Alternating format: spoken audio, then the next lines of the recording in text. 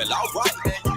It's like they woke up the Cyclops. The sleeping giant came from the mountaintop. The Grim Reaper swinging his blade to make bodies drop. The moment they waited for, but the moment they also dread. The moment I stop meditating and do what's in my head. You can take it as a false claim, you can take it as a cap. But mark my words, the hustle gonna keep this family fed. I put that on my blood fam, I put that on my wife. I put that on the EU, I put that on my life. And you can bet that I gotta bounce back, ready for a setback. You can catch me in something fly, something jet black. And if the money you owe me short, you better stretch that. Yeah, you better stretch that. You can bet that I gotta bounce back, ready for a setback. You can catch me in something fly, something jet black. And if the money you owe me short, you better stretch that. Yeah, you better stretch that. I'm up with the chickens, I'm down with my dogs, but more of a wolf pack, we keep it jumping like frogs. Chiefin' on that good, burning wood like logs. Reach for my piggy bank and you get slaughtered like a hoe. Some of these niggas wolves and lions, some of these niggas is sheep. And I don't fuck with sheep cause they gon' sell they soul for cheap. The lion gon' always roar and the wolf will always howl, but that little lamb gon' get his throat cut without a peep. And you can bet that I gotta bounce back, ready for a setback. You can catch me in something fly, something jet black. And if the money you owe me short, you better stretch that. Yeah, you better stretch that. You can bet that I gotta bounce back, ready for a setback. You can catch me in something fly, something jet black. And if the money you owe me short, you better stretch that. Yeah, you better stretch that. I'm 10 toes down on the balls of my feet. Guard up, shirt off in the middle of the street. But my opponent ain't want it, he ran like a track meet.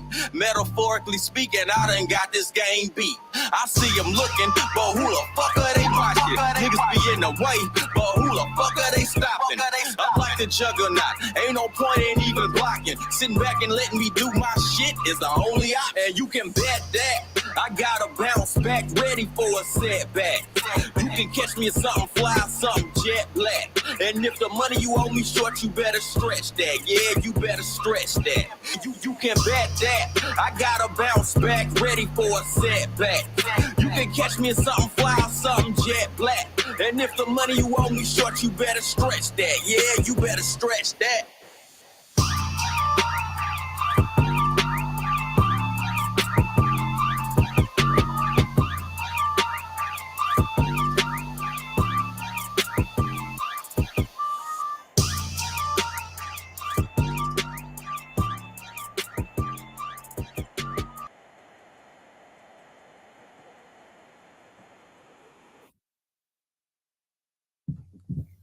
Yo, what it do? Y'all already know what it is. It's the Chop Up Podcast. We at it once again. For those of y'all, I got to do a quick recap. You know, we was in here late last night. We had Nashville artist 100K Tuck up in the building. Make sure y'all check out Dylan's birthday party tonight at 500 Belmont. You know we up in this bitch. And we already got comments. What's up, cuz? At the top of bitch.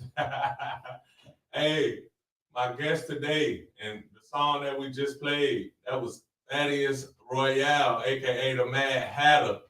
That was Bet That, produced by Hoffa. Man, how you feeling, bro? Man, I'm chilling, man. You know what I'm saying? Good. Made it safe all the way out here from Fort Walton. You know, blessing to be here. How was the traffic? Bad. Hey, do you have to go? No, you don't have to go through. You don't have to go through downtown to get here, do you? Downtown Picola? Nah. They got that Pensacon shit going on right now. Oh shit! I ain't even realized that was going on. Yeah, dang, that's going on right I'm now. glad I didn't have to go through there for all that shit. Yeah. Be like, we might have to push this back by a half hour or something. I would have been like, damn, you gotta go through that. I should have told him. Yeah. But man, how you feeling, bro? What's going on with you? Good, man. You know what I'm saying? Just dropped this album last month, you know. For the week. Yep, Not For The Week. You know what I'm saying? The lead single, You Can Bet That. It's like my first solo album since 2015. You know what I'm saying? It's time for me to drop a new one. Yeah, you know what I'm saying? It's time. Why such a long break? Because past few years, well, since 2015, I've been with the Strangers. You know what I'm saying? Like the actually the last solo album I dropped is actually what introduced me to the Strangers. You know what I'm saying? Well, before we're actually a group. You know what I'm saying? Like because I met Price at a party or whatever, and we got to talking about music, and we found out, I'm saying, he found out I rap, I found out he rapped or whatever, and then the album was already done, and I needed somebody to, I was trying to figure out who I was gonna get to like press up the CDs or whatever, and he was like, I got somebody, and he turned me over to Oblique, you know, so Oblique pressed the CDs up or whatever, and then he was like, he used to work at a liquor store when I first met him. He was like, yo, pull up to the liquor store. I got the CDs. I want to talk to you, this, that, and the other. And he was like, when I pulled up, he was like, yo, I don't fuck with a lot of people's shit, but I like your shit. It's like, we do this. We got shows lined up, this, that, and another. You know what I'm saying? You want to rock with us? Yeah. I was like, yeah. And it's been like that ever since, you know what I'm saying? Mostly just dropping like, you know, group music, you know what I'm saying? We all together, past 8 years, we done dropped like 3 albums, and it's like here and there, you know what I'm saying? I'll drop like a solo joint, but I was like, it's time to drop a full album. Originally, I was gonna drop one back in like 2019 or 2020, but it was like, I don't feel like it will, for whatever reason, I was like, it's not time. Now it's like the perfect time, because it's like the stuff that I'm talking about on this album, and it's like the energy of like pretty much like what everybody's on nowadays. Like people like, look, we cutting all the bullshit out of our lives. You know what I'm saying? We ain't saving nobody no more, that type of stuff. Like, that's pretty much like what this album's about. So, okay, well, I got the theme music for that. If you're trying to level up, I got the theme music for it. So, basically. Yeah, man. I told you, which one did I say? This is the one with you and Oblique. Shadow Work. Oh, yeah, Shadow Work. Yeah. Talk about shit. Yeah. It's a battle every day with yourself, you know what I'm saying? Yeah. Yeah, I say, oh, he talking. I had to run that one back a few times. Oh, yeah. Yeah. Both of y'all were talking on that shit. Yeah. How y'all come up with that? Basically, you know what I'm saying? It was just me being in my 30s and everything. Like, it's just about growth or whatever. You know what I'm saying? Like, just I'm all about being honest with yourself. You know what I'm saying? Like, you ain't never gonna go nowhere. You ain't gonna make no progress unless you being real with where you're going wrong and stuff. So you got to write that. And then just knowing Oblique, I just know. Like, I feel like I picked the perfect people for the songs and stuff. Like, and like Oblique's kind of like on that type of vibe too. You know what I'm saying? He's all about leveling up and everything. And so I was like, you know what? I'm get him on this song, and he did his thing. Yeah, he definitely. Yeah, he did his thing. Bro, went to work on that. Oh yeah. Yeah. Salute to Oblique. So about uplifting, we got a comment. Said, I like that. You got the theme music for the personal uplifting. That's dope. Yes, I do. Yeah. That's dope. So like, what got you like in that position of just even thinking like that? Like uplifting? Just like a lot of stuff that I've dealt with like throughout my life. Like, I don't think things that I've been through is any worse or any different than anybody else's life.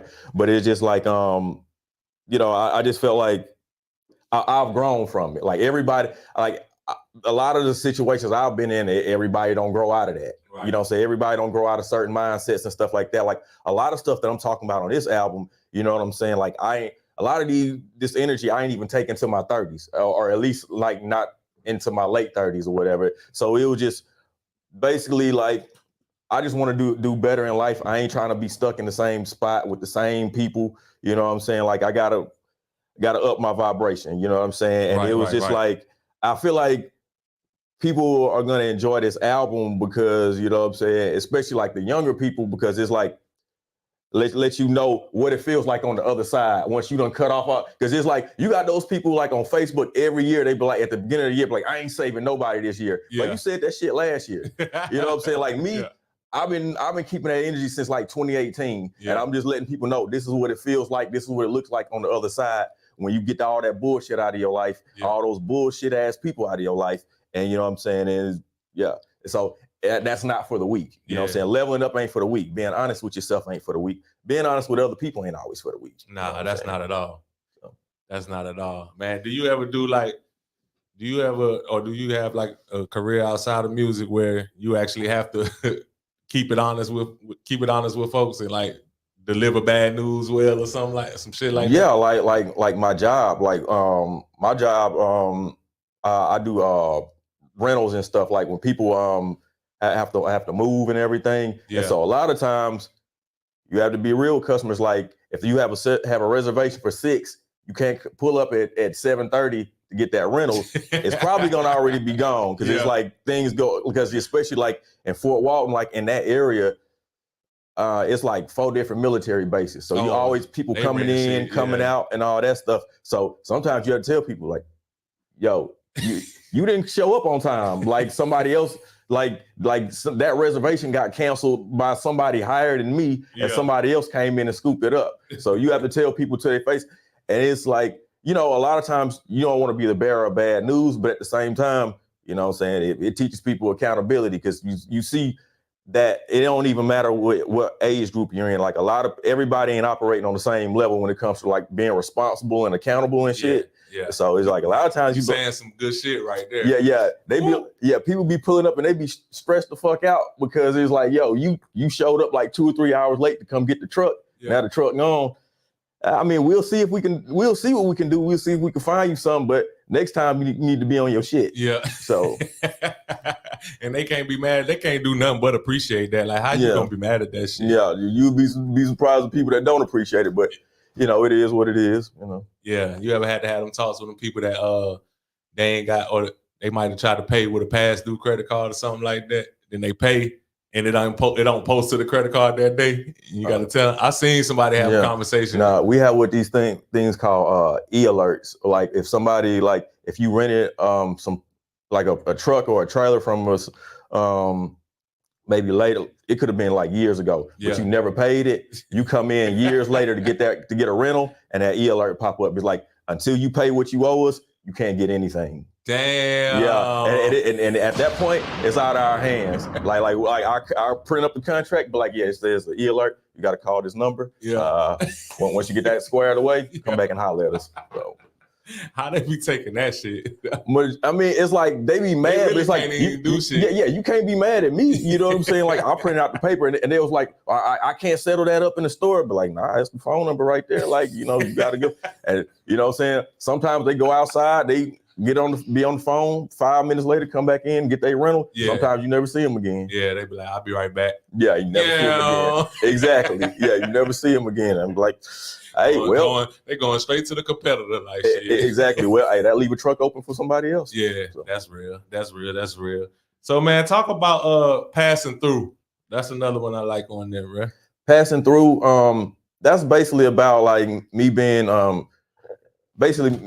Renaissance man. Like that's kind of like what I strive for. I consider myself as, like, you know what I'm saying? Like I'm not all music, you know what I'm saying? I also do like martial arts on the side. I'm trying to not necessarily be like a whole comedian, but I'm interested in getting like sketch comedy. Yeah. And it's like having like a military background, I get paid to go to school. So it's like I'm learning different stuff. You know, so like right now I'm in school, like I'm learning how to work on cars and everything. Okay. And I've also, I have like a little bit of a background in construction work. So it's like, basically just talking about being versatile and not limiting myself to one thing. Because it's like everywhere you go in life, like everywhere I've been in life, people wanted me to stay right there and do that. Like, when I was in the military, they was like, yo, you just go ahead and do 20 years. I'm like, nah, I'm good. Like, I'm going to fulfill this contract. Yeah. I'm going to get the hell on. Yeah. You know what I'm saying? I'm good on that. Like when I trained MMA for like 2 years, mostly for like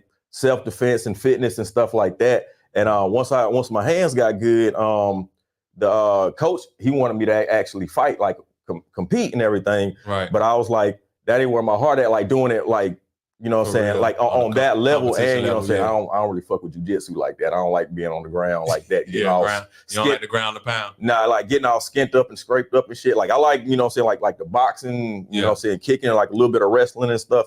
But I wasn't passionate about it enough to actually try to make it into a career. And I was like in my mid-30s when I started. Right. You know what I'm saying? So I was like, even though I was like, I can still keep up with everybody, you know what I'm saying? I was like, I ain't trying to be like 45, 50 years old, you know what I'm saying? Some 20-year-old, like, I'm gonna knock you out this, that, man. You better get this little nigga before I shoot him. Like, man, you know? So, I ain't fighting no jits. None. Shoot, like, do they even fight? Yeah, I mean, yeah, you're right. You're right about that. that's one of the reasons why I wouldn't anyway though. Exactly. For real. So man, like just being a Renaissance man and all of that, like where does that stem from? Like I feel like a lot of times that come from like parents or like somebody that you seen growing up. Yeah, well, my dad always taught me to have like just carry myself with pride, and you know what I'm saying, just it's like always have some money in your pocket. You know what I'm saying, don't limit yourself to one thing. Yeah, you know what I'm saying, just like you always say, like don't put all your eggs in one basket. So that was one thing, and then like I say, I've always been the type of person like I don't know. I've always been good at like more than one thing. You know what I'm saying? Like when I was a kid, like I was somewhat of like a class clown. I was good at drawing and shit like that. That was before I even started rapping. Yeah. You know what I'm saying? Then I started rapping and that kind of added on to it. And I never really like got into like sports on a competitive level, but I've always been like an athletic person. Like my dad used to make us run. We used to have to like run laps around the block, like not even like for punishment, like just for like, like this is, it's just good for you. Yeah. You know what I'm saying? So we used to have to run and do push-ups like when we was like kids and everything. So that kind of like, that kind of ushered me in. And then we had like a punching bag at the house too. So that kind of like bred me to like somewhat be like a martial artist and everything. So everything kind of merged together and everything. And then he wasn't gonna have it like you failing in school. You know what I'm saying? Yeah, that just wasn't gonna fly in my house. That shit. Yeah, that wasn't gonna fly in my house. Nah. So yeah, so you kind of raised no dummies. Yeah, exactly. That speech. Exactly. Yeah. Man, my motherfucking Uncle John, bro. I be laughing about this shit now. I'm thankful for it too, but I used to be mad as shit. Like, man, I'm done with all my homework. I did my work. Oh, so you just want to be going along with the class? Why don't you be ahead of the class? You can do another chapter. You can do this. I'm like, oh man, damn, let me be a kid, bro. Yeah. That's how I felt with like the running and everything growing up. You'd be like, you got any homework? I'm like, nah. I'm like, meet me outside in an hour. We're gonna run 3 miles. I'm like, God damn. But it's like now that I'm older, and then especially that definitely helped me out when I was in the military and shit, because I was already used to that. And now it's like right now I'm training at a boxing gym. It's like the running is the easy part for me. Yeah. You know what I'm saying? So it's just everything on top of it, you know what I'm saying? You already gas because you got to run before you do everything else. Yeah. So, yeah, they try to say that they do that so motherfuckers don't get hurt. That they be already tired and you just got to work on your form and shit. Yeah. That's basically what it is. That's how it is at the boxing gym. And at the MMA gym, you start off fresh. Oh. You know what I'm saying? But it's like they'll run it for you to do about 8 rounds. But when I was over there, I do about 4 or 5 rounds. Yeah. And then, but like I say, like boxing gym, like 2 or 3 rounds. Because like I say, I done already ran and did calisthenics and shit. You know what I'm saying? Like say, he already know that I'm not like trying to like compete or whatever. So it's like, yo, you want to move? That's what he say. Like, you want to move? Like, yeah, sure. I'll get up in there, do about 2 rounds, and I'm like, it's like, all right, you good? Yeah. And then go back and finish my workout and stuff. So. Yeah. So talk about being from Mississippi, man. How was that like growing up? I grew up on the coast, so it's a little bit different than like what a lot of people would think of Mississippi. It's still country, but it's not like that backwoods. Like it ain't like Black Snake Moan. Yeah. You know what I'm saying? Like a lot of people, when they think of Mississippi, they think of like Mississippi Burning and Black Snake Moan and shit like that. That's me. Every time you say Mississippi, I be like, I don't want to go. Yeah, like we got like I'm down on the coast, like, you know what I'm saying? Like there's casinos and stuff like that. Like I'll say like it ain't too far. It's about on the same level as it is out here. Like, you know what I'm saying? It's different, but like it's still like city life. Like, you know what I'm saying? Like I'm not actually from the city limits of Biloxi, but it's like you got Biloxi and Gulfport. Yeah. You know what I'm saying? D'Iberville done came up a lot. Like I say, it was okay. Like, you know, music wise, the main thing we was listening to was like New Orleans. Like, because like I say, we was close to New Orleans, so I grew up on like Cash Money and No Limit and stuff like that. So shit, I'm from North Carolina and we grew up off that. Yeah. So we was right there. So and this was like before like David Banner like really took off and like way before Big Crit and everything. So that was kind of like the closest thing we had. You know what I'm saying? So So is it any artists that like made it to that level, like a major level from that part of Mississippi where you from, or like surrounding? Nah, it was one guy, probably about a decade ago, this guy from Gulfport, Tito Lopez. He was hard too. I'm not sure what was happening because I was like, I had him on Facebook. I was like talking back and forth with him a little bit. And he was like, he did his thing for a little while. He had like a video on MTV and all that. And not sure what happened. Like I know, like, you know, I know he's still alive and everything, but yeah, I'm not sure if he got out the game on his own or what. I'm not sure, but yeah, but I haven't heard nothing from him in a minute. But yeah, he was dope as fuck though. Yeah. My cousin on there talking about, didn't we all grow up on Cash Money No Limit? And I'm from the East. Yeah. Yeah, we did. We definitely had a bunch of Tank albums and Cash Money. Yeah. Anything definitely. with that on the back, we buying shit. Oh yeah, and then like I say, before I started rapping, I was drawing, so I was always drawing like the Cash Money and No Limit logos and shit like that. So I was kind of known for that. So damn, bro, multi-talented man. So why the name the Mad Hatter? Because I'm known for wearing bucket hats. That's kind of like my thing. And like when I first came to Elevated Underground, my music was a little bit angrier. Yeah, I was a little bit angrier. You know, I was, you know, I'm a Scorpio. I'm just a very intense person. And back then I didn't have as much control over it. And so then I remember one time we was actually getting a show set up in Destin. It was me, Ice, and Oblique. We was all sitting around talking or whatever. And something came up about my music or whatever, and like my music and my hats. Yeah. And then it was like, it was like, you the Mad Hatter. I was like, you know what? I like that. Yeah. I'm gonna go ahead and rock with that. I'm gonna go ahead and rock with the Mad Hatter. I like that. Hey, you had an attitude problem, bro? Something like that. I don't know if I say like I was just rude. It just didn't take a lot to aggravate me. Yeah.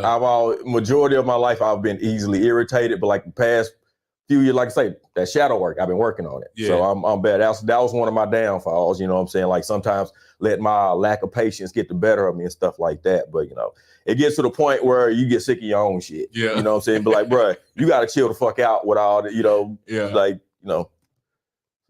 Wifey be helping you with that? Yeah. She helps me, you know what I'm saying? She checks me sometimes, you know, like well, when I need to be checked. Yeah. So. Nah, that's good. It's always good to have a check and balance. Yeah. What she do? Just give you a look? Sometimes it'd be like, come on, Thad. It ain't even that serious. Yeah. Like, you know. Like, dang, why his hands balled up, man? Yeah. I said I want an extra Zax massage. Y'all bought me one. His hand balled up. He ready to fight some shit.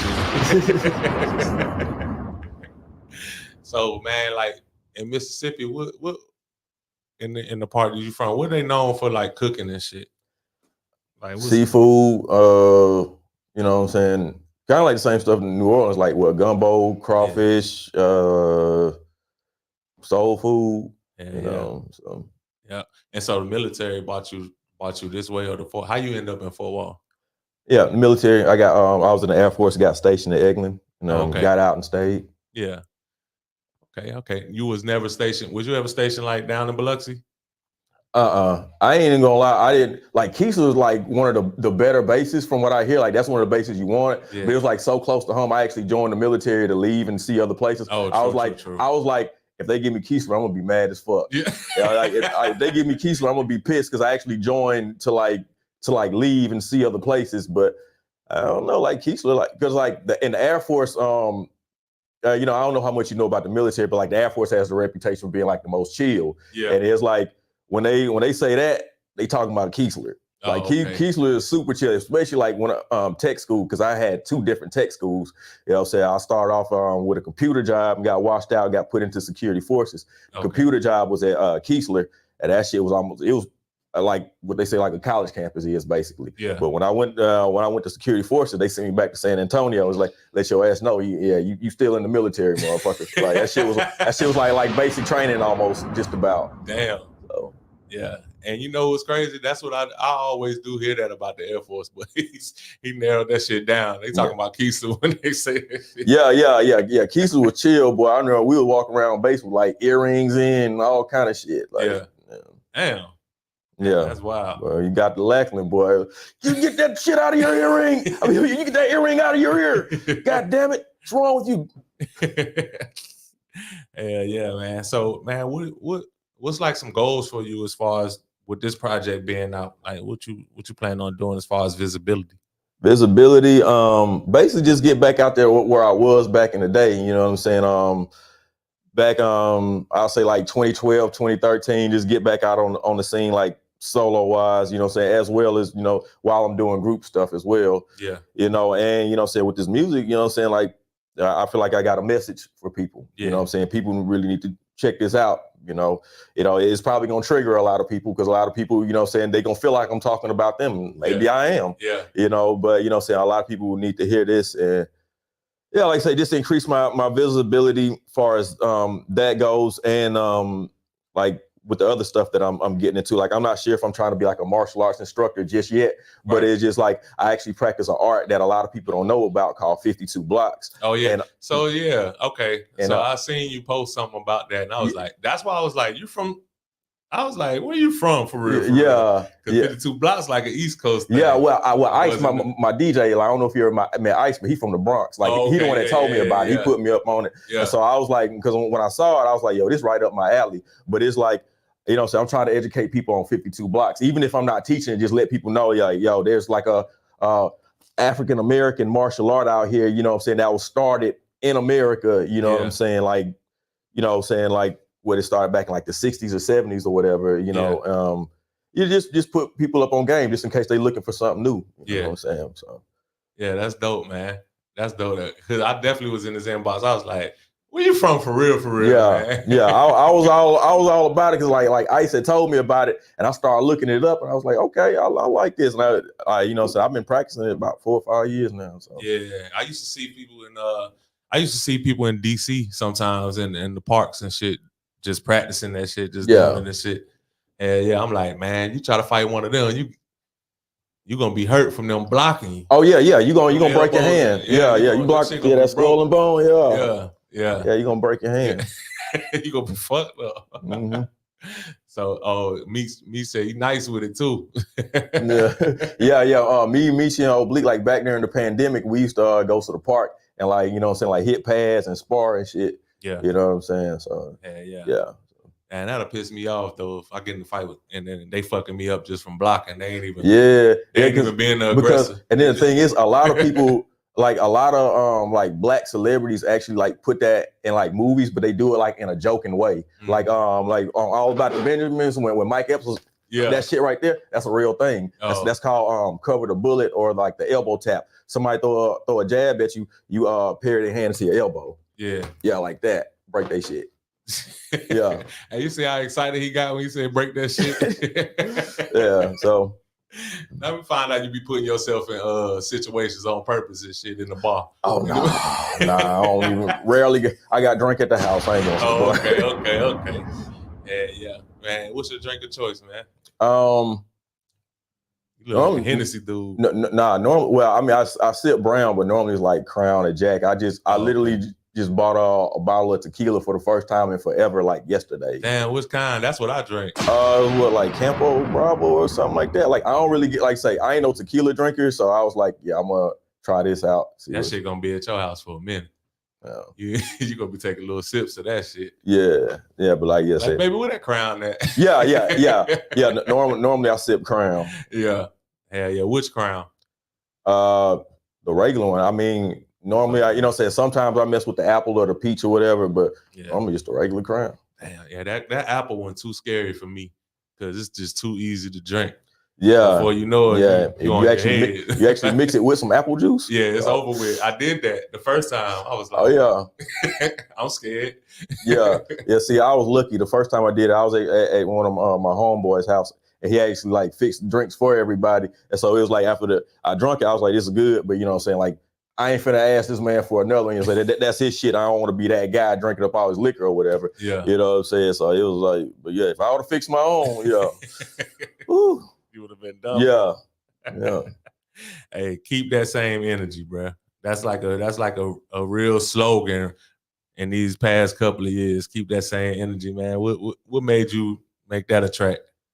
All these fake ass people, these flip flop ass people, like, cause you got people that are even like on the local level, you got people, for example, there was a period of time where I really wasn't doing a whole lot. There was a period of time where I wasn't doing shows and stuff like that. Yeah. And people knew, and they was like, yeah, whatever. They weren't thinking about it. But then like, once you you pick back up, they're like, I always been fucking with you. I'm like, I don't know nothing about that. Yeah. Like, I do that. Because you got people like they'll tell you like they support you all day and long, all day, all night or whatever. But I'm like, I don't see any of this. Yeah. So I feel like you bullshitting. Like you can lie to yourself, but you can't lie to me because I don't see none of this. I ain't never seen you at a show. You ain't ever even commented on none of my stuff. So how could I believe you? But then that just, even outside of music, it just, people be like on some wishy-washy, sometimey stuff all day. And it's like, I ain't got time for that. I'm too old for that shit. Like, if you can't say hey on Monday, don't say hey on Tuesday.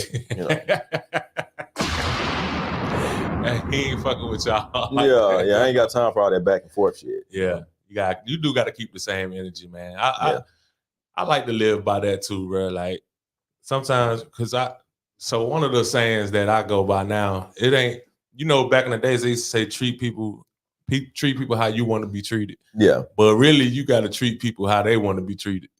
Because if you go act funny like that, I match energy too. Oh yeah, I used to be on that. Yeah, I'm gonna match that shit. Like, that's just me. But me too. Keeping that same energy though, that's a good one, man. Who did the beat on that one?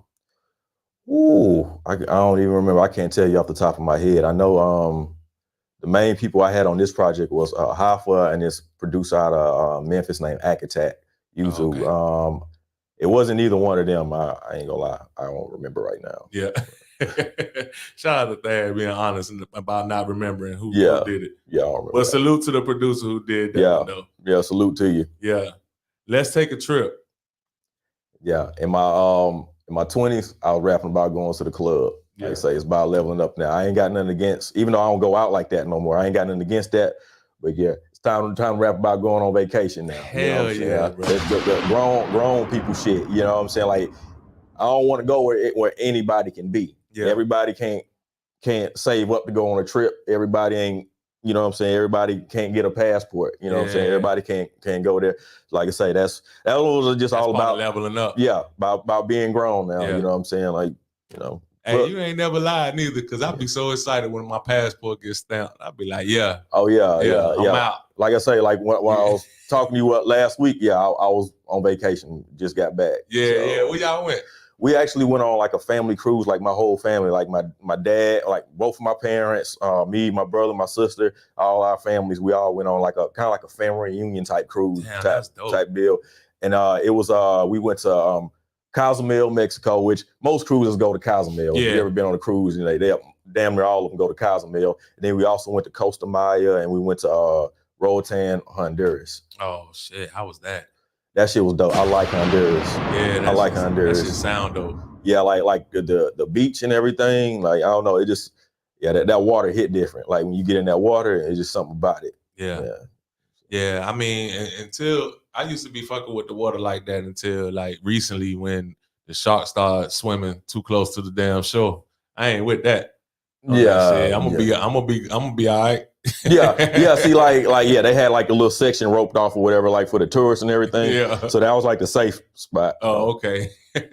Yeah. They get to yelling the shark and you don't understand the language. Your ass is done. Yeah. Well, hey, I may not understand the language, but I see that panic. I'm like, okay, it's time to get the fuck up out of this water. Yeah. But so which one out of them ones that you visited, like which one was the dopest?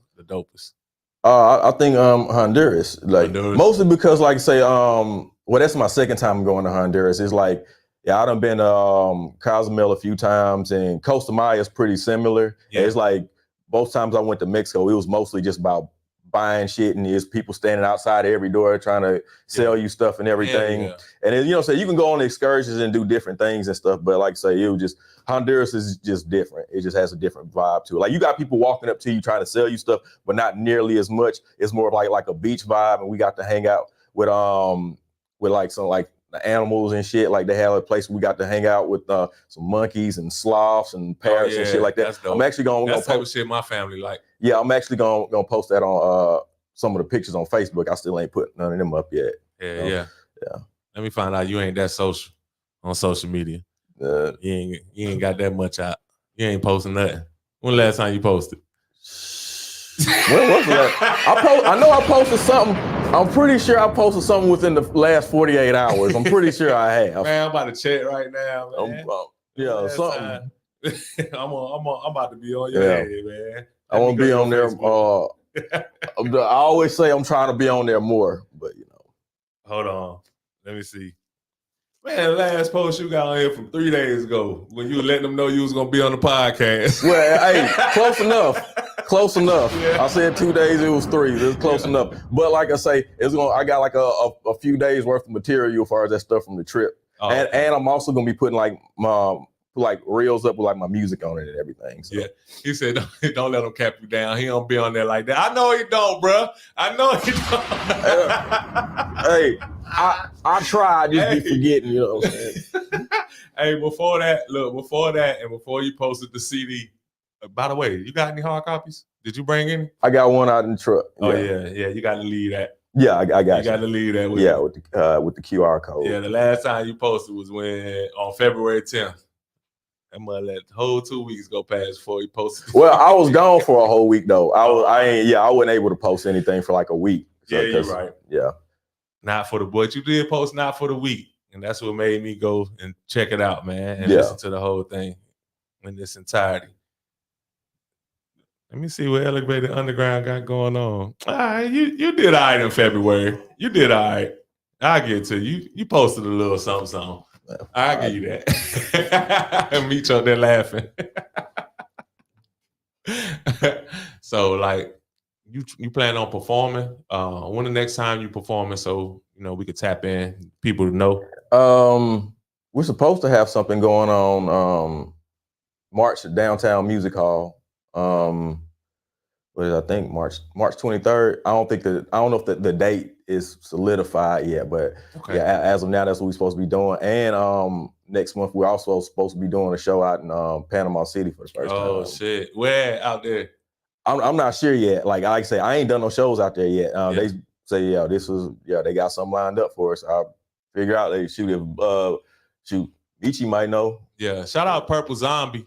He out there in Panama City. He making a lot of noise. He be doing a lot of shows out there too. I don't know who y'all linked up with out there, but might holler at Purple Zombie. My other boy, he got a podcast. Matter of fact, when you go out there, I link you up with my boy who do a podcast out there. Okay. Yeah.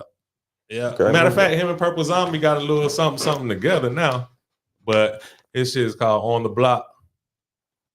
It's called On the Block. LLC, that's the podcast. But I'm gonna send you his info. Okay. He real dope too. That's what I definitely hit him up. Yeah, nah, for sure, man. So you ever performed in Pensacola? Yeah, I've done shows, quite a few shows in Pensacola back in the day. Where he was at? So with D Villain, had these joints called the safety meetings back in the day. I used to do the safety meetings at the Handlebar. Oh yeah. And then also at the Handlebar, it was this guy Big Low. He had Bars Over Bullshit. Yeah. Shout out to Big Low. Yeah, I used to do Bars Over Bullshit, and we done. Man, you know what? That's why I remember seeing your name. I remember seeing your name a lot on those posters, like for Bars Over Bullshit. Okay, cool. Yeah. So I did a few of those, and we also did a few shows at Vinyl. Like we opened up for Bone Thugs and Harmony twice. Oh, that's dope. We opened up for Big Boy and Sleepy Brown, and how was that? That shit was dope. Like I want to see Sleepy Brown perform, man. See, like the wild thing about that is, we actually had the opportunity to meet him, but we left too early. What's wrong with y'all? So, we were trying to make it back, trying to make it back home because we didn't think nothing was gonna happen. Because actually, one of the guys, I forgot if he was performing that night or if he was just there, but he was actually like Sleepy Brown's cousin. He's a rapper either out of here or Panama City, but he's cousins with Sleepy Brown, and so people say that stuff all the time. Right. That's whatever. My cousin. Bro. Yeah, whatever. And so we did our thing. We hung around for a little while, and then we went home. And then what was that? We saw like he was actually on the tour bus with Sleepy Brown and Big Boy, like going live or whatever. And I was like, dang man, if we would have hung around a little bit longer, you know what I'm saying, we would have been hanging out with them. But we got to hang out with Naughty by Nature. How was that? That shit was hard. Like so when we opened up for them, they let us, like, at the end of the night when they did Hip Hop Parade, they called us up there. Like, me, my wife, we all went up on stage with them and did Hip Hop Parade or whatever. Then they let us hang out with them backstage, like all 3 members. We just back there kicking it, you know what I'm saying? Tretch was down to earth as fuck. Like the other 2, they were kind of quiet, but they were cool. You know what I'm saying? Like KG, he was in the room for maybe about 10 minutes. He dipped out. Like Benny was up in there chilling. He was eating something and then he got up and walked out. But then like Tretch was like real live kicking it with us, like smoking, drinking, everything. I actually got a picture. It was back in 2017. I got a picture where I took with Tretch. Damn. So yeah, so that was pretty cool. Yeah, that was probably one of the best shows I did. That's memories right there. Yeah, bro. yeah, definitely. Yeah. And then the funny thing is, I actually imitated Tretch to himself, cause like from like when he was off on Jason's lyrics, he was trying to do like the Southern accent and shit. And then I was like, I just told him straight, I was like, one of my favorite parts is when you grab the old boy by the neck, like, what the fuck this got to do with my sister, fool? And he thought the shit was funny. But, Yeah. I was like, damn, they got Tretch in the 5th Ward. What's going on, man? They got gold. But that's one of dope classic movie though, right? Oh yeah. Who knows? I might watch that bit when I get home tonight. I don't know. Yeah, that shit was dope, man. Matter of fact, Tretch a dope actor though. Anyway, but shout out to Naughty by Nature though, bro. Yeah. So it's like, you know what I'm saying? Like, even though like in the South, like I was like listening to them a little bit growing up, but that shit was dope as fuck to like just really for real hang out with them. I ain't talking about like just take a picture and be like, all right, that was good. Like I'm really back here kicking it with them and shit. So yeah. I'm gonna tell you something. I'm gonna tell you like who I didn't think it was gonna be cool to chill with him, but I ended up chilling with him. That shit was cool as fuck. I had an opportunity to chill backstage with Pretty Ricky. I actually opened up for Pretty Ricky back in the day. Yeah, and what was the one rapper that had the wicks and all of that? The one rapper dude. Slickum. Slickum was cool as fuck. Dog. Yeah, I mean, he was down at everything you saying about like Tretch and shit. That nigga was cool, dog. Yeah, and I know what was it? Who else did I hang out with? I remember back in the day, I actually hung out with DJ Paul. Oh man, how was that? That couldn't have been chill. Them boys wild. Surprisingly, it was. It was. Surprisingly, it was. Because this was back like 2010, 2011. This was out in Destin. I don't know how long you've been living out here, but it used to be this club. It was real popular called Nighttown. Yeah, that been turned into a church. Yeah, exactly. Yeah. And so I was hanging out at Nighttown one night, and one of my homeboys, I'm not sure what he was into, but he knew all types of celebrities and shit. I don't know, you know what I'm saying? I don't know what he was into, but I had been knowing him for about a year, and he always talking about 3 6 Mafia. He actually did a song with Lil White and everything because he was a rapper too. Yeah. And so I had met Lil White before, but it was like not necessarily like on no kicking this shit. He was like at the club, and I was just talking to him, whatever. Right. So then one night he was like, we standing out in front of the club, and he was like, yo, DJ Paul finna come over here. So I was like, okay, I'm about to see if this man really lying or not. Like, because he been talking about this about a year, like, yo, DJ Paul, Juicy J, and all them. And so next thing you know, DJ Paul like walked right up. You know what I'm saying? And it was funny. It was like some people in the parking lot arguing like about the fight or whatever. And he was like, damn, this reminds me of Memphis. And but anyway, so it was like on a Saturday night, and the club was packed shoulder to shoulder, loud ass music and everything. And so it was me, him. It was probably about a group of about 5 of us. We walked through the club or whatever. Then we go to VIP, and I forgot if he was talking to me or the other dude, but he said something like, man, I need something a little more chill than this, man. I'm too old for this. This like some Soulja Boy shit. What? That's what he said. DJ Paul said that shit? Yeah, that's what DJ Paul said. So the reason why we be hyped like that. How you gonna say some shit like that? Hey, gotta get getting up there. How many fights I've been in because of y'all? Yeah. Who run it? But so yeah, that's my shit. Who run it? Like, yeah, like I die hard 3 6 Mafia going up. But so then we end up going across the highway to this spot called the Red Door Saloon. And that was my first time ever going to the Red Door. So that's like a good memory with the Red Door. Every time, well, I ain't been there in years, but it's like every time I think about the Red Door, first time I went there, I was hanging out with DJ Paul. Yeah. You know what I'm saying? Like, say, he wasn't like, you know what I'm saying? He was cool. He was actually kind of chill, standoff. I might have took a shot or two with him, but you know what I'm saying? We just had like a little small talk. It wasn't nothing too serious. Or whatever, Yeah, he seemed like one of them dudes when it's your first time, like, you just can't be fanned out because he probably done seen that shit a whole lot. So so you kind of gotta be like 1 or 2 drinks and then dip off, and then he gotta probably like really be like, who dude? Tell dude come back over here. He cool. Yeah, something like that. And yeah, it's kind of like that. Because I had opened up for Project Pat too back in 2011, and he was kind of like that. Like he wasn't necessarily rude, but he was kind of like real nonchalant. Like I walked up to him, I was like, "Yo, what's up on Thaddeus Royale? I'll be opening up for you tonight." Blah blah. He was like, "Yeah." Yeah. And I was like, "All right." It's your boy Project Pat. Yeah, I was just, yeah. Oh, Project Pat. Yeah. Yeah. Shit, did you listen to 3-6 when you was coming up?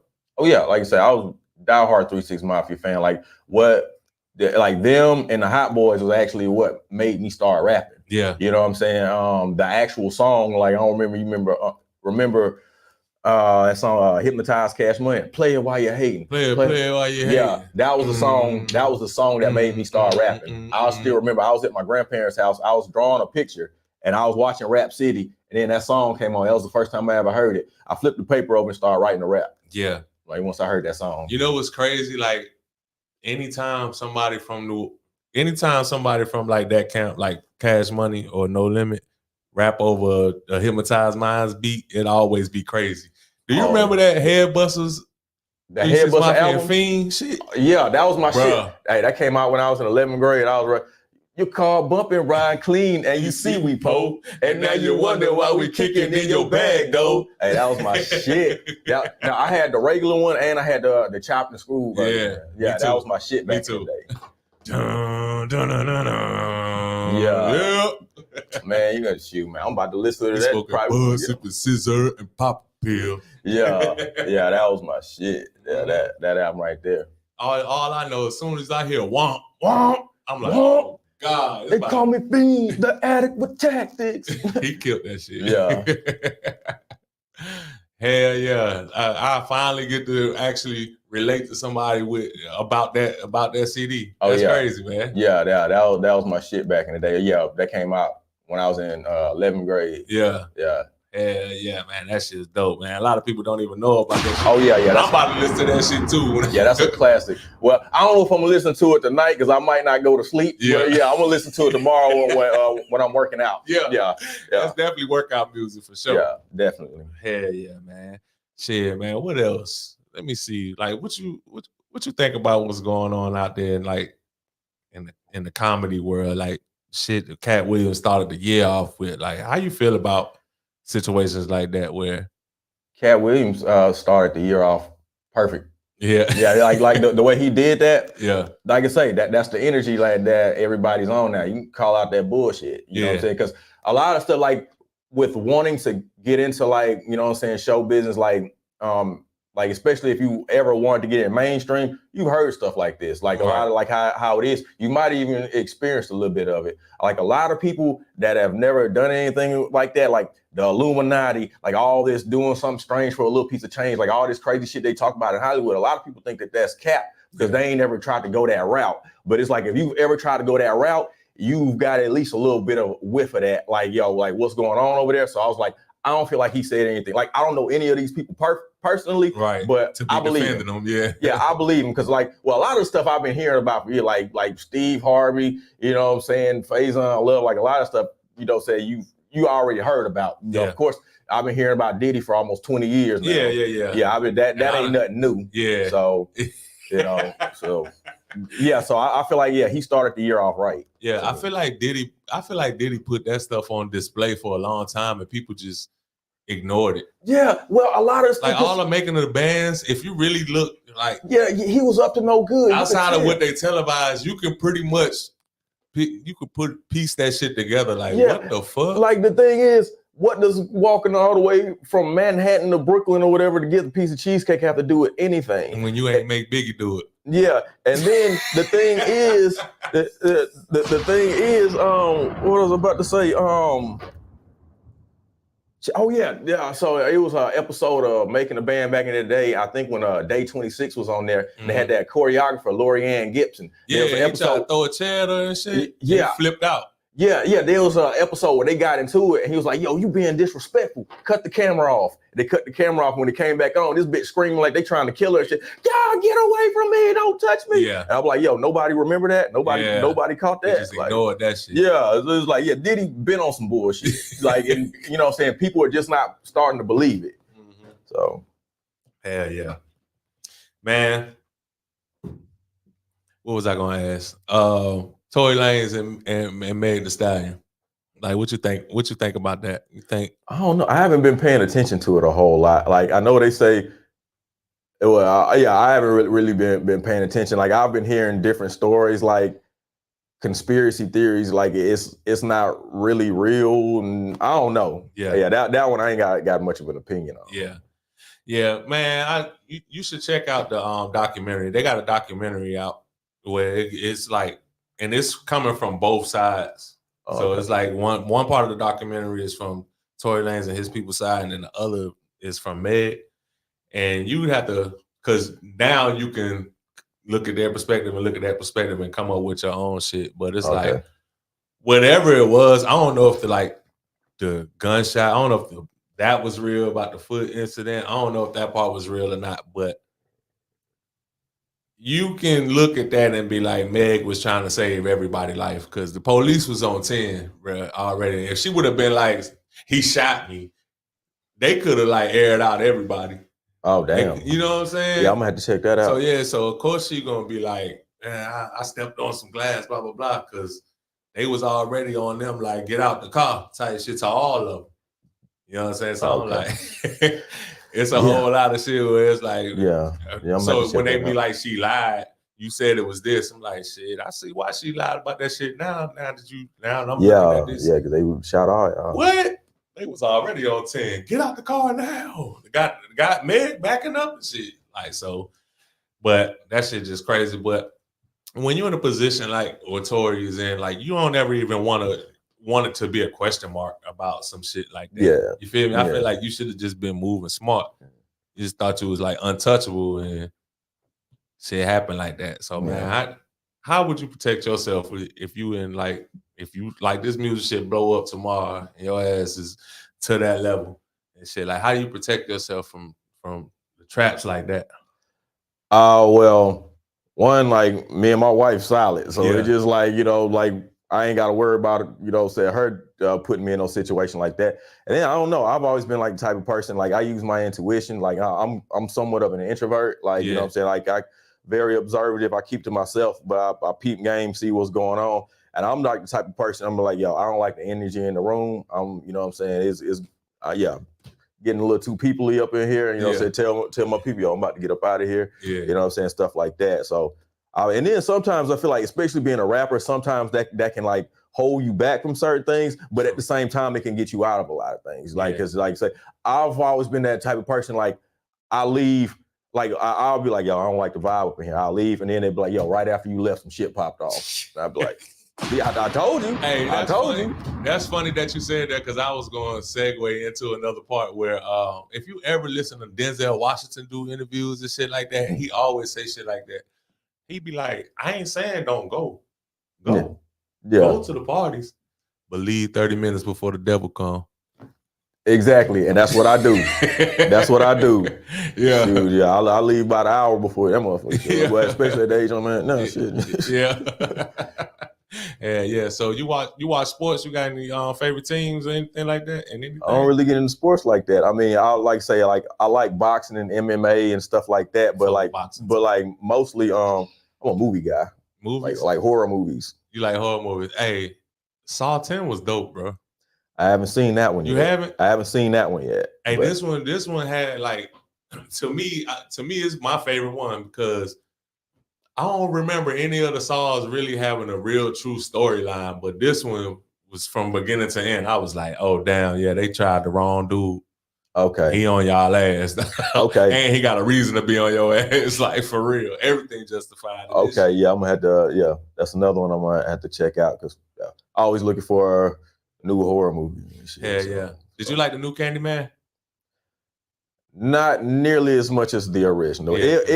I'll say that's what I call like a good filler movie. Like, it's it's not bad to the point where you can't stand to watch it, but it's like that's one of them joints you cut on like, yo, I ain't got nothing to watch. I just want to have some on. I'm just gonna cut on this new Candyman. Yeah. You know what I'm saying? But like the original, that was a fucking classic. That shit traumatized me. I saw that shit when I was in second grade for the first time. That shit fucked me up. Yeah. I was like, I went a couple years without really messing with horror movies after that. I see dude in other movies and be turning that shit off. Like, I don't fuck with you, dog.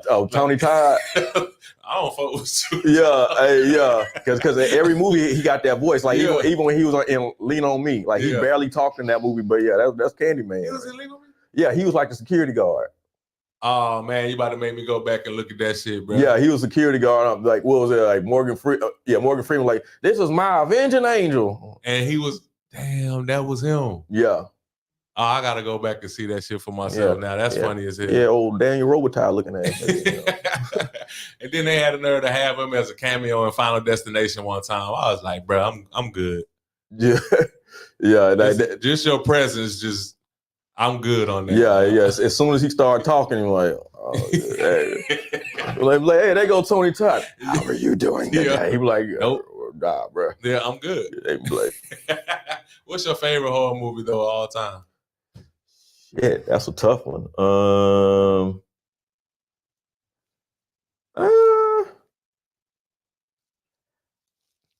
Now you gotta give me three. Just give me three now. That'll make it easier. Okay. Well, I'll give you three franchises. So Hellraiser, well, I say like the first three Hellraisers, now, yeah, they kicked it off. The other ones didn't do a whole lot. Yeah. The Conjuring franchise. Oh yeah. I fucks with that. The Conjuring was good as fuck too. All of them. Yeah, like they ain't have a bad one. Yeah, they didn't have no bad Conjuring movies. And let's see who else. I would say Texas Chainsaw Massacre. I was about to say that, but they about 50-50 with their movies. Some of them really good, some of them really bad. So I don't know. Might have to finish it out with them first two Candyman. Like the first two. Yeah. So yeah, the first two was serious. The first one, just yeah, the first one they just took. I was in the hood too. I'm definitely scared. Yeah, like I say, I was like in second grade when I saw that shit. So I was like, what the fuck? And like, because it was like my parents, they used to let me watch horror movies and shit, and I thought that was a privilege. When I saw that, I looked at them like, yo, y'all let me watch this shit. Like, I ain't going to sleep tonight, right? Like, definitely ain't going to buy no mirrors. Yeah, exactly. Yeah, I wasn't a teenager until I worked up enough nerve to do that shit. They say it 5 times in the mirror. Yeah, I was like in high school when I did that shit. Shout out to me for still never doing it. Yeah, it got to the point where I thought about it so much. I was like, yo, if I go, I'm going out with my nuts hanging because I got to find out if this is real. And I did it. Nothing happened. So. Yeah. Good. I'm good. That's good. You fucking with Candyman. Yeah. Shit. I like Poltergeist. Yeah. Poltergeist was serious. Poltergeist. Yeah. See, like I like Poltergeist, but the only thing about it is like the little girl in the movie that died. I always remember like because they said that, you know what I'm saying, she was like part of like that Hollywood shit, like basically like being trafficked and all that stuff. And they said that it was like a ritual sacrifice. So that's like a rumor about it, you know what I'm saying? So it's like every time I watch that movie, you know what I'm saying, I kind of think about that. The old fat little lady.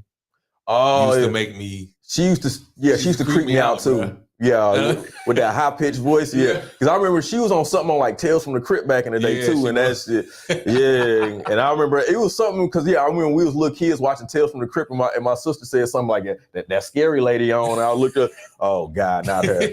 Nah, like it's just like her voice, her face, everything was just creepy. Yeah. Like, the only thing that stopped her from being too creepy is when I seen her on Martin. But even on Martin, she was in the insane asylum as a nurse. Yeah. Remember that when Pam had the crazy cousin that escaped? Oh, I don't remember that one. Oh man. Hey, that's something else to go back and watch. Yeah. I'm off tomorrow, so I got some shit to look at. I'm gonna find that episode on YouTube. I'm gonna send that shit to you. She ended up being a nurse, and she was she was trying to get Pam because Pam and her cousin looked just alike. So she was trying to give Pam like an injection or some shit. And she was on there. That joint was crazy. I was like, nah, her, where y'all find her at, bro? That's crazy. That's crazy. But man, who your like give me a top 5 dead or alive rappers. All right, now these are like my favorite. Now, before anybody try to debate me, these are my personal favorites. These are for no debate. These are the Mad Hatter's top 5. You cannot debate him on his top. Yeah.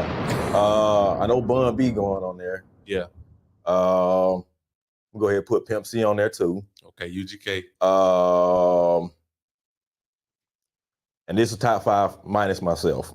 Put Big Crit on there. Mm-hmm. Let me sing Jada Kiss. Okay.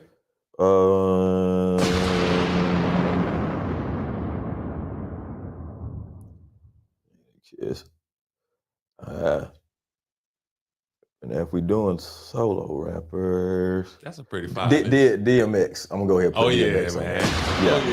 Yeah, because it was like, you know what I'm saying, it wasn't a whole lot of East Coast stuff I was listening to, but I was definitely listening to the Rough Riders. Yeah. So it's like DMX and Jada Kiss definitely got to go on there. For sure. That's actually a dope lineup. Yeah. And so give me 2 or 3 top features if you could get them on your project or something. Who would you get a feature with? If we could get Andre 3000 rapping again, you know what I'm saying? Hey, if you want to play the flute on the feature, you know what I'm saying? I'll take that too, but I'd rather have him rapping. Yeah. Him. Let me see who else.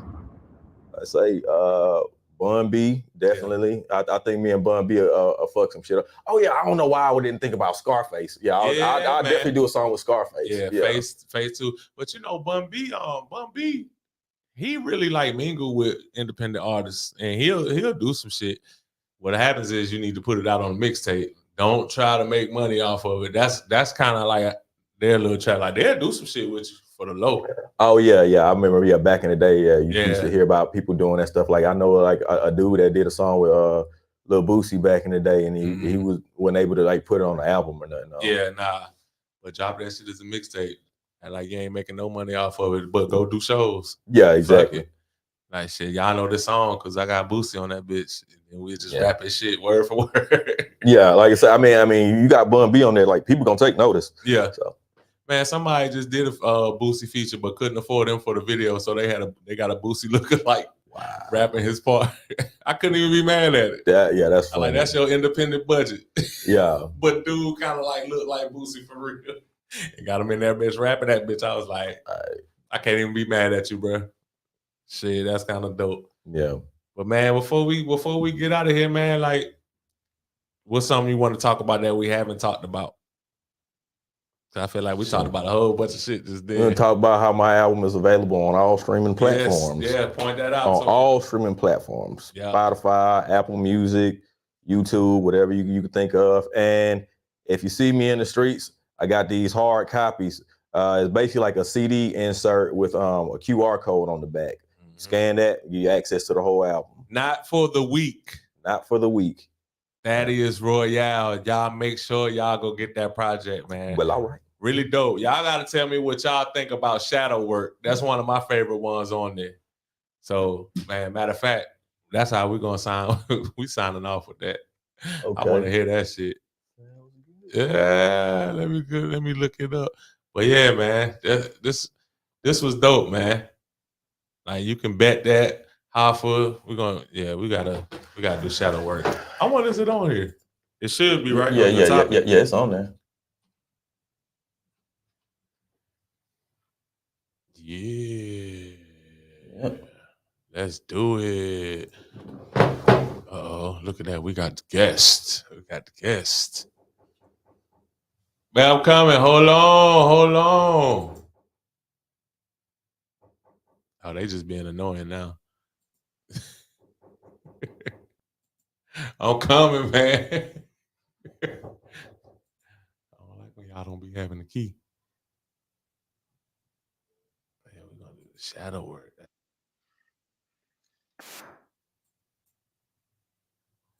Yeah, we signing off with Thaddeus Royale, Shadow Work from off the Not For The Weak album. It's the Chop Up Podcast. You know how we do. We out of here, man. Much love to y'all. Tune into our next show.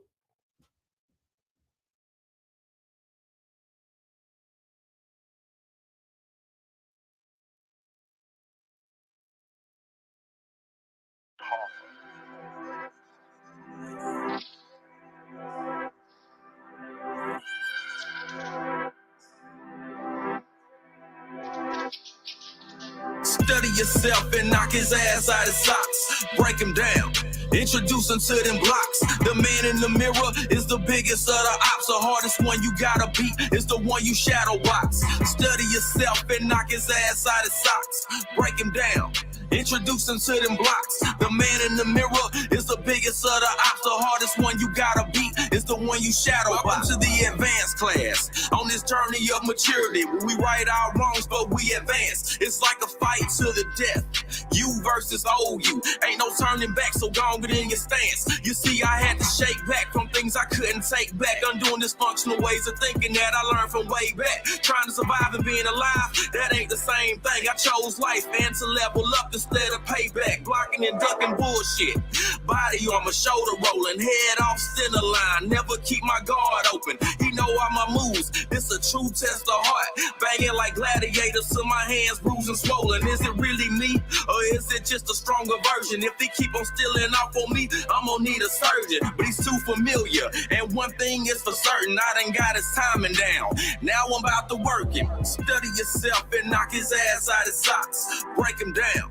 Introduce him to them blocks. The man in the mirror is the biggest of the ops. The hardest one you gotta beat is the one you shadow box. Study yourself and knock his ass out his socks. Break him down. Introduce him to them blocks. The man in the mirror is the biggest of the ops. The hardest one you gotta beat is the one you shadow box. It's a battle every day. I face the mirror's glare. Inner demons clawing at my soul, they everywhere. On this journey, chasing light with courage, never fear. Shit get dark up on this path, but I ain't never scared. Plus, I brought my tools to the fight like it's woodwork. Dog, I've been dancing with the devil, check my footwork. Move around the ring like I'm Cassius in a good shirt. Now I can focus on the man I'm trying to insert. The one I got control of. That piece of God inside that give you more love. That one that give you peace and harmony inside your bone thugs. But most of us fight against the beast that trying to slow us. Put our back against the ropes and let him go. He trying to fold us. But God's we ain't backing down, ain't panicking, ain't passing out. This heavyweight, I max it out. I'm goated, dog, I'm Cassius now. Prize fights, we pack them out. Wake up and he acting out. I meditate or fast a while to smoke him like a black and mouth. Study yourself and knock his ass out his socks. Break him down. Introduce him to them blocks. The man in the mirror is the biggest of the ops. The hardest one you gotta beat is the one you shadow box. Study yourself and knock his ass out his socks. Break him down. Introduce him to them blocks. The man in the mirror is the biggest of the ops. The hardest one you gotta beat is the one you shadow box.